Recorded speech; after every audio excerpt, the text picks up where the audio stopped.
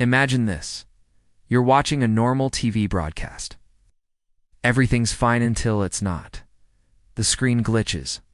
Colors warp. Strange, distorted voice cuts in. You're no longer watching your show. You're watching something else. Something not meant to be seen. And the worst part, no one ever figures out who did it. No one explains what it was. You just witnessed one of the creepiest things to ever interrupt a live broadcast.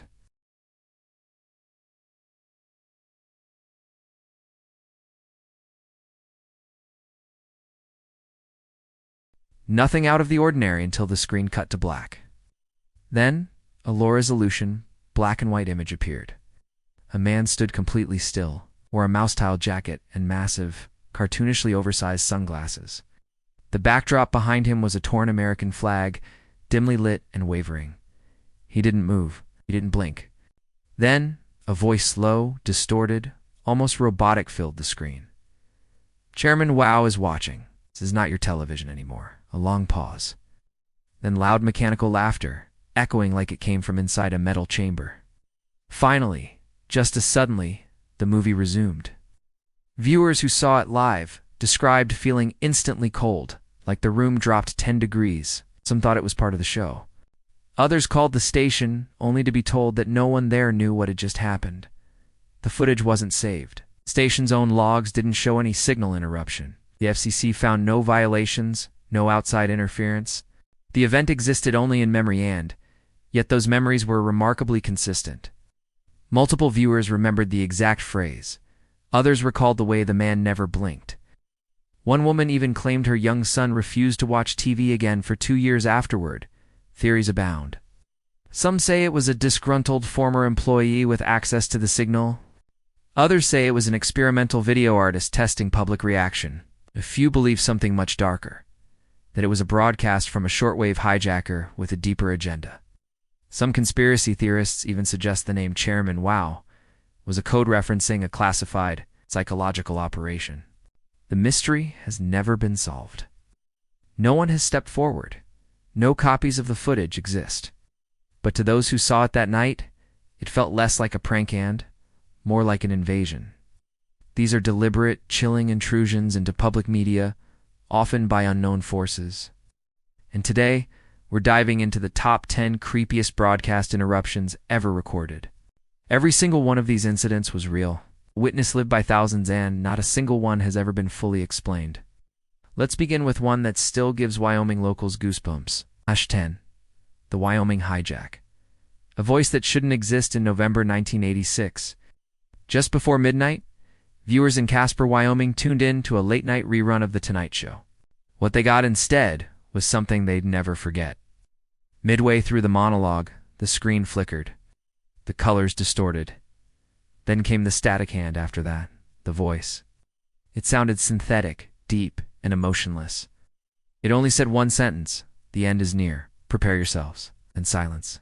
The show resumed as if nothing had happened. The entire interruption lasted less than 15 seconds, but it triggered a wave of panic. Dozens of people called the local station, confused and terrified. The station itself was stunned. They hadn't aired it. Their engineers combed through the broadcast logs but found no breach, no external signal, no tampering. Everything on their end had run normally. The FCC launched an inquiry and found ... nothing. To make it weirder, the master tape that should have recorded the show was gone, erased, just that portion. Some speculated it was a college prank. Others believed it was a warning from a culprit, even a test by some unknown government agency. But the strangest theory came from a retired military radio operator who claimed the tone and pattern of the voice matched early Cold War-era emergency systems that were never meant to be broadcast to the public. No proof ever surfaced. No one took responsibility. This day, people in Wyoming still refer to it as the warning from nowhere. Whatever it wasn't just a technical hiccup. It was a message meant to be heard by someone. And it slipped through our screens like a ghost. 9. The Chairman, Wow, Takeover, New York's creepiest TV moment. Now let's rewind to 1977 in Queens, New York. 8. The Alien Warning on Southern Television. We come to warn you. It was a quiet Saturday afternoon in southern England. Families were gathered around their TVs, watching the local news on Southern television. The date was November 26, 1977. At exactly 5:10 p.m., the picture began to flicker, and then the audio changed. The image remained on the anchor's face, but the voice that came through was not his. It was a low-budget, weekend morning show that most adults ignored. But on March 13th, parents and kids who tuned in witnessed something they never forgot. During a puppet skit, the audio abruptly dropped. The video remained frozen on a smiling, fuzzy orange puppet. Then came the sound. A deep, garbled voice repeated a single phrase. "He's watching you." It said it over and over 10, maybe 15 times. Then silence. The puppet slowly faded to black. Seconds later, the show resumed. The whole thing lasted less than 30 seconds. But the reaction was immediate. Dozens of parents called the station, furious and afraid. Some thought it was a sick prank. Others believed it was some kind of warning. The station denied all knowledge of the incident. Their internal systems showed no irregularities. Their engineers couldn't replicate the signal drop. And when they went to review the backup recording of the episode, they found only static. No puppet, no voice, no hijack. The FBI was even contacted, but no formal investigation was ever opened. And that's where things get weirder. In the months after the incident, a few parents received anonymous postcards. Each card had a photo of a puppeter from the show or a homemade replica. No message. No return address. Just the image. And a pair of drawn eyes in the top corner. Local newspapers briefly covered the story, but it faded fast. Too weird, too vague. But those who saw it swear it happened. One father who watched it with his daughter said in an interview years later, "That voice wasn't from the show. It was too low, too unnatural. My daughter had nightmares for weeks." She'd wake up crying, saying he's still watching. I don't know who did it, but it wasn't just a joke. No suspect was ever identified. No employee confessed. And the tapes are still missing. Many now believe it was an unauthorized test of subliminal messaging or worse. A calculated psychological attack using children's programming as the delivery method. Either way, it crossed a line. No one has ever stepped forward to explain it. It was low, metallic, and deliberate. It identified itself as Vrillin, a representative of the Ashtar Galactic Command. And it had a message for humanity. The transmission lasted 6 whole minutes. Vrillin spoke calmly, warning humans to lay down their weapons, seek peace, and prepare for universal enlightenment or risks, the fate of your race. The message was clear, unsettling, and seemingly well-rehearsed. Then, as suddenly as it began, it ended. The regular programming resumed, as if nothing had happened. The network was overwhelmed by calls. Viewers were stunned, some terrified. Many believed it was a hoax. But there was a problem. No one could figure out how the transmission had been hijacked. In 1977, the tech to override a TV station's signal wasn't something just anyone could pull off. Southern Television's broadcast came from the Hannington transmitter, part of the independent television network. Experts concluded that whoever did it had to be close to the transmitter and needed sophisticated equipment. It's not something a teenager could do from their garage. The UK's Independent Broadcasting Authority launched an investigation, but no perpetrator was found. To this day, no one has claimed credit. And despite the audio being recorded and replayed on YouTube today, the true identity of Vrillin remains unknown. Some conspiracy theorists believe the message wasn't a prank at all, that it really was a communication from extraterrestrials. Others think it was part of a psychological experiment, possibly by a government agency. Whatever the truth, the incident remains one of the most famous and eerie interruptions ever recorded. And the final line of Vrillin's speech still sends chills down the spine. Be aware also that there are many false prophets and guides operating on your world. They will suck your energy from youth, the energy you call money, and put it to evil ends. In hindsight, it sounds less like a hoax, more like a warning that's becoming more real each year. #7. The Chicago Kids show Hijack. He's watching you in the spring of 1993. A local children's TV program in Chicago, Kids Corner, was airing its usual mix of cartoons and puppet segments. #6. The LA number station invasion. Voices in the static for 40 seconds. The screen displayed a black background with a flickering white number. 74,013. In the background, a voice began speaking. It wasn't clear at first, just faint muttering under heavy static. During a midday airing of the Steve Wilkos Show on KRTV, the broadcast was interrupted by the emergency alert system taunt, the same loud, jarring screech used for tornadoes and Amber Alerts. Then came the message. In a calm, male robotic voice, it stated, "Civil authorities in your area have reported that the bodies of the dead are rising from their graves and attacking the living. Follow the messages on screen that will be updated as information becomes available. Do not attempt to approach or apprehend these bodies as they are considered extremely dangerous." Viewers were stunned. Some laughed. Others weren't so sure. The station quickly issued a statement saying the system had been compromised by an outside party, and that there was no actual emergency. But the damage was already done. Within minutes, clips of the fake zombie alert went viral. National news picked it up. And other stations also reported similar EAS hijacks that week in Michigan and California. All played the same message. All had the same EAS tone. And none of the stations could trace who triggered them. The Department of Homeland Security and the FCC investigated, concluding that a vulnerability in the EAS encoder software had allowed unauthorized access via the internet. The manufacturer released a patch, but the hackers were never identified. The creepiest part, the zombie alert wasn't just random text. It was lifted almost word for word from the audio of a 2007 film trailer, which means someone or some group intentionally repurposed that warning, embedded it into the official emergency broadcast system, and timed it to disrupt daytime television when kids and families might be watching.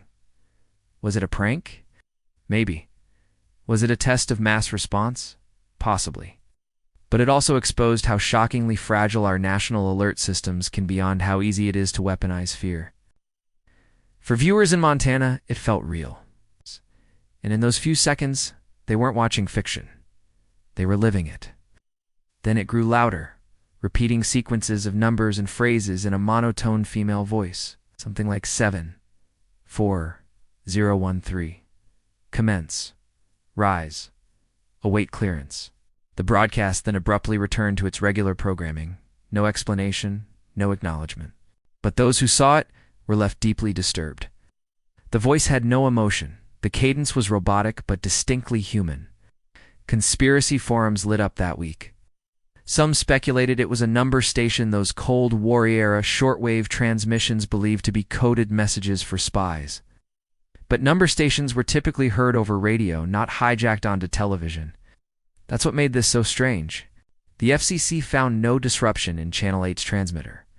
The station's tech staff claimed they had no idea what the 74,013 signal was, nor could they trace any rogue feed. Worse, when they checked their backup DVR system, the hijacked segment wasn't recorded. It was as if the signal bypassed their equipment entirely. A local ham radio operator claimed he picked up a similar pattern that same night on an encrypted frequency near Lax. According to his logs, the sequence had ended with the words "end phase initiated." Whether connected or not, no one could say.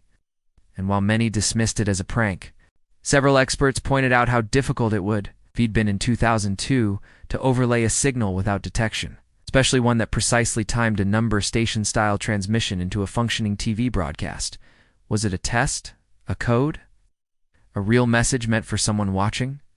To this day, 74,013 remains one of the most bizarre and chilling unsolved broadcast codes in modern history.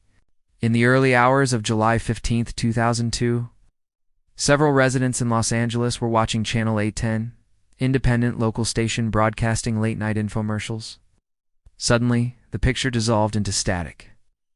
#5. The Montana Emergency Alert System hack. Zombie Apocalypse Alert. If there's one hijack that blurred the line between creepy and dangerously real, it's what happened in Great Falls, Montana, on February 11, 2013. #4. The Cat Eyes Interruption. London's late-night intruder on April 3, 1994. During a rebroadcast of a BBC documentary on Channel 4 in London, thousands of late-night viewers were startled when the screen flickered, colors inverted, and an image appeared, one that still disturbs anyone who remembers it. The screen showed a pair of glowing, cat-like eyes in total darkness. They blinked slowly. On November 22, 1987, Chicago viewers watching WGN's 9 p.m. news were abruptly interrupted. The screen went black. Then a person wearing a Max Headroom mask appeared in front of a spinning, corrugated metal background. No one knew what was happening. There was no warning. Audio was garbled. He rocked back and forth, said bizarre things like he's a frickin' nerd in a distorted voice, and referenced Coca-Cola, WGN, and even sang the theme to Clutch Cargo. After 25 seconds, the signal was cut, and the news anchor returned, visibly shaken, saying, "Well, if you're wondering what just happened, so are we." But that wasn't the end. 2 hours later, the hijacker struck again, this time during an episode of Doctor Who, airing on PBS affiliate WTTW. This time, the Max Headroom figure returned, rambling nonsense, moaning, mocking TV personalities, and ending with a bizarre scene where he was spanked with a fly swatter by someone in a French-made costume. Then the screen cut to static. The whole thing lasted 90 seconds. It was surreal, disjointed, and totally illegal. Both stations launched investigations. The FCC got involved. But no one was ever caught. The intruder had used highly sophisticated signal interference to override both stations' broadcast. Each O1 transmitted from different locations using different frequencies. Experts agreed it would have required precise timing, equipment, and deep knowledge of television systems. This wasn't a kid in a basement. It was someone who knew exactly what they were doing. Even now, more than 35 years later, the Max Headroom hacker has never been identified. No one has taken credit. No suspects have emerged. Theories range from disgruntled broadcast engineers to performance artists to rogue technicians with a grudge. But no evidence has surfaced. What makes this hijack so chilling isn't just its bizarre content hess. The idea that someone, somewhere, managed to penetrate 2 major TV stations, broadcast to millions, and vanish without a trace. It wasn't just a prank. It was a message. One we still don't fully understand. No face, no background, just the eyes. Then came the audio, a soft, high-pitched ringing followed by a whispering voice that repeated a simple phrase in a distorted British accent. "You see what I see?" It lasted 21 seconds. Ow. The screen went black. The documentary resumed with no explanation, no on-screen error, no station apology. The next morning, Channel 4 received more than 200 calls from confused and frightened viewers. Some thought it was a commercial gone wrong. Others feared it was some kind of subliminal message. The station claimed it was an isolated technical error, but they refused to elaborate. British telecom engineers later stated that the interruption didn't match any known form of outside hijack. In fact, the hijack didn't occur at the transmitter. It happened just before broadcast, somewhere deep inside the system. That narrowed it down to one terrifying possibility: an inside job. But no employees were ever fired. No footage was ever released to the public. To make things weirder, a month later, graffiti began appearing in parts of East London, painted on alley walls, underpasses, and phone booths. A pair of cat-like eyes, and the phrase, "You see what I see." Whoever did it clearly had a message and a motive. But no one was ever arrested. Urban legends around the event exploded. Some claimed it was tied to a cult. Others thought it was a warning from a whistleblower. A few believed it was the test run of a mass psychological experiment using the very trust people place in broadcast television. But without footage, evidence, or even admission, the Caddis interruption has become one of the eeriest unexplained moments in UK television history. #3. The Max Headroom broadcast signal intrusion, the most famous TV hijack ever. There's one broadcast interruption that became legendary not just for how strange it was, but for how perfectly executed. It's the Max Headroom hijack. #2. The man with the umbrella. Portland's disappearing signal on the night of May 19, 1991.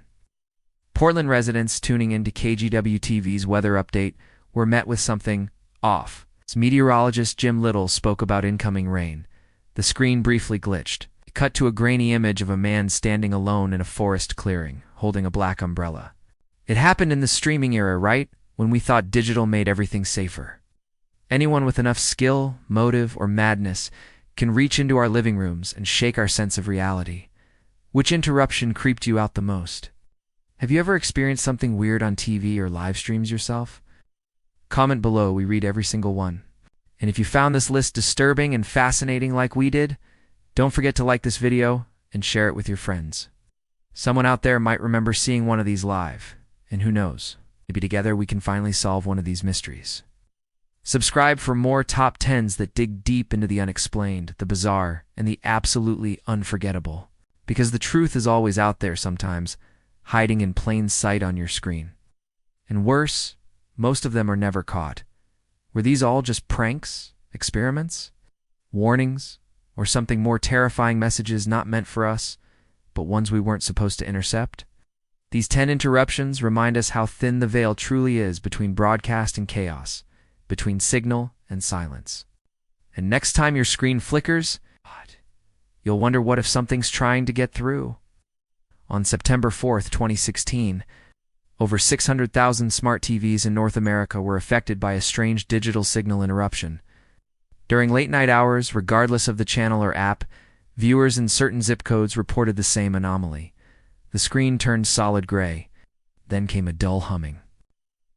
After 12 seconds, a room faded into view-white walls. No furniture, no windows.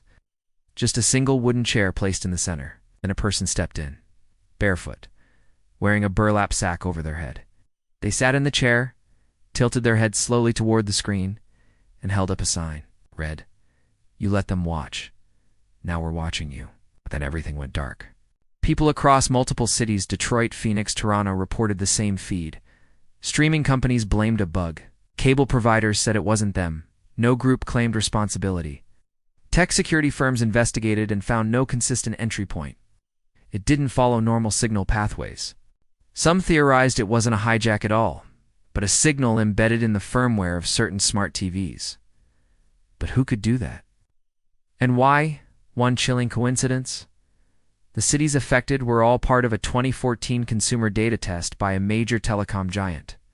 Tracking user behavior during late-night hours, way someone somewhere might have used that data, then sent a message back. The blank room broadcast has never repeated. Ow. No suspect has been named.